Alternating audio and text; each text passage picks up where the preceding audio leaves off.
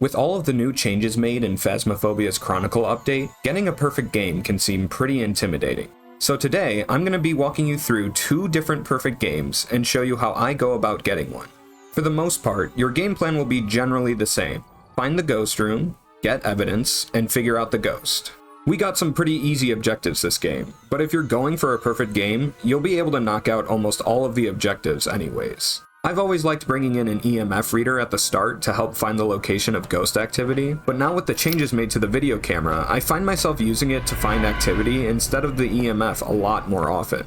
EMF does still help sometimes though, so I'll bring it in nonetheless. Starting off inside the house, we're going to grab the car keys, then we'll go around looking for cursed object. We got an immediate music box, so we can check that off the list. Then we're going to look for any available hiding places on our way to the breaker. We've got one open closet in the hallway, so that'll be our place of refuge if we need it. Then we'll start looking around for the ghost room, as well as the location of the bone. During that time, the ghost turned off the breaker, so Jin was immediately crossed off the list. We found the bone in the kitchen as well, so we know where to go to get a picture of it later. The ghost also threw a spray paint can in the basement, so we then found our ghost room. Now it was time to start setting everything up.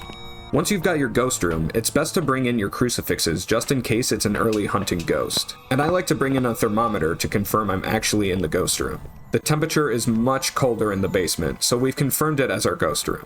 Once we've got our crucies placed down in there, we can go grab our other equipment. We're going to get the rest of our evidence gathering equipment first to see if we can get anything like UV or dots, then we'll come back for the rest later. We've got those set up, and then I'll try Spirit Box right away to see if I can get a response. No Spirit Box response this game, so it's back to the truck we go. Next we'll grab a firelight, salt, and a sound recorder. Depending on what objectives I get, sometimes I'll bring in a motion sensor or a parabolic microphone before the sound recorder, to knock out that objective first. We're going to throw everything in the ghost room, but not use them just yet. First, we need to get everything else in the ghost room. All we have left to grab is a smudge for protection and a photo camera. I decided to take an extra firelight to get the objective done faster, but a motion sensor would have been a better choice for more video opportunities. Now that we've got all the equipment we need, we're going to start to get our media, as well as our evidence. So we'll take a picture of the music box and the bone, make sure to pick up the bone afterwards, and then wait in the basement for activity. We got a UV fingerprint on the cooler while we were away, so there's 3 photos already done for the photo tab. We can start using our firelights and salt now as well to capture media. The ghost did an airball event here, which gave us an opportunity to take a picture of the EMF reader. Only 1 photo left to go. And right on time, we got a crucifix burn, giving us our last photo. This was the 2nd burn on this crucifix already, which is why I recommend bringing them in early. Now that we've got our photos done, we can swap out the photo camera for the sound recorder. I like to start getting media with the photo camera and video camera first, then work on sound recordings after. You only need 3 sound recordings compared to 5 photos and videos, so sounds are usually the easiest to capture. We get our first video here after the ghost blows out a firelight. Unfortunately, we couldn't get a sound recording of it too. But the ghost blew out the other firelight shortly after, so we got it in anyways. Next we place down our salt and try and get a video of that, and while we wait we get a video of a crucifix burn. And somehow managed to get a paranormal talking recording? Not sure how we managed to get that. We missed an opportunity to record a ghost event, but don't let that discourage you. There's plenty of things you can capture media for, so it's not the end of the world if you miss a chance to record here and there. The ghost burns our last crucifix here, so now we're going to start playing a little safer. I'm assuming it's a demon at this point because of how fast it's gone through our crucies, but we're going to wait in the kitchen for the next hunt to make sure. I've got the video camera out so we can record the ghost while it hunts. This is the most expensive video to capture, so I always try to get it for a nicer payout.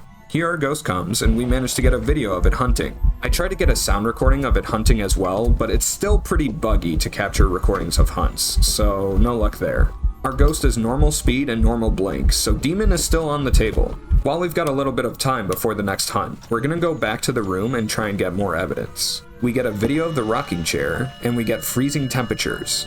Now we can determine our ghost. The ghost was normal speed, so we know it's not a Hantu. There weren't any ghost orbs, so it's not a mimic. And we already know it's not a Jinn because it turned the breaker off. So we know it's a demon for sure. Now all that's left to do is get 1 more video and 1 more sound recording. The ghost hunts us once more here, but this time we're going to smudge it and hide in the hiding spot we found earlier. This will give us more breathing time to get our remaining media after the hunt, and just in case we're not 100% sure it's a demon, we can use a smudge timer to find out. After the hunt's over, we'll grab another smudge for safety and head back into the ghost room. The ghost events on us while we're down there, giving us our last video and sound recording we need. Now it's time to get out of here. And just as we thought, it was a demon. I was pretty confident in this pick, so no need to wait for the smudge timer. And you can see we got our perfect investigation bonus, giving us a nice payout. Let's do one more game to make sure you've got it all down. We get lucky with some easy objectives again this game, so don't have to put too much focus into those. We're gonna go in with the same plan. Grab the car keys, look for cursed object, hiding places, and turn the breaker on. This game we get the summoning circle, and we find our bone in the dining room. Something I didn't mention for the previous game is you should turn the lights on in the hallway, so that you keep as much sanity as possible going to and from the truck. Now we look for our ghost room, and I got extremely lucky here because we got a Ure door slam on the basement door. So we've already discovered our ghost before getting any evidence. We get a video of the door slam, and we can most likely assume the ghost is going to be in the basement again. We're gonna drop our equipment near the basement door and go get our crucifixes and thermometer to make sure it is in the basement. The temperature is much colder in the basement, so we can confirm this as our ghost room. Now we're gonna put our crucifixes down and get the rest of the equipment in there. Even though we saw a Ure ability, I'm going to bring in all of our equipment just in case. You can never be too sure. While doing so, we managed to capture a video of the rocking chair, and we can confirm freezing temperatures. Since we're pretty sure our ghost is a Ure, and we didn't see any ghost orbs, we can assume our other evidence is dots, so hopefully we can get a picture of that. We're gonna grab salt, a firelight, and a motion sensor this time for video capturing opportunities. Then we'll grab a smudge for protection, a photo camera, and a sound recorder. Now we're ready to get the rest of our media. We'll start by getting a picture of the bone, and just as we thought, we get dots as our second evidence. But, of course, it counted as a summoning circle photo instead. But like I said, it's not the end of the world if you miss an opportunity for media. There's still plenty of things to take photos of. With freezing and dots as our evidence, it's pretty much set in stone that Ure is our ghost. While we've got time before the ghost hunts, we'll capture whatever media we can. So once again, we'll light our firelights and place our salt. We get a video of the motion sensor and a firelight blowout, so now we only need to get a video of the ghost hunting. In the meantime, we can get some photos and sound recordings. So we get a photo of freezing temperatures, we manage to get a sound recording of a ghost event, then we get a sound recording of a firelight blowout, and a picture of an EMF reading. Now we just need one piece of media for each tab. We managed to finish off our sound recordings and photos by getting a crucifix burn, so now all we need to do is get a video of the hunt. While pulling out the crucifixes, the ghost started to hunt, so unfortunately I had to use my smudge early to escape. We got our last piece of media and got a video of the hunt, and after some very close calls, we managed to escape the ghost. With that, we got everything we needed, and we were good to go. The ghost had a normal blank pattern during the hunt, so we knew for sure it was a Ure. And just like that, we got another perfect game under our belt. And that's how I get a perfect game after Phasmophobia's Chronicle update.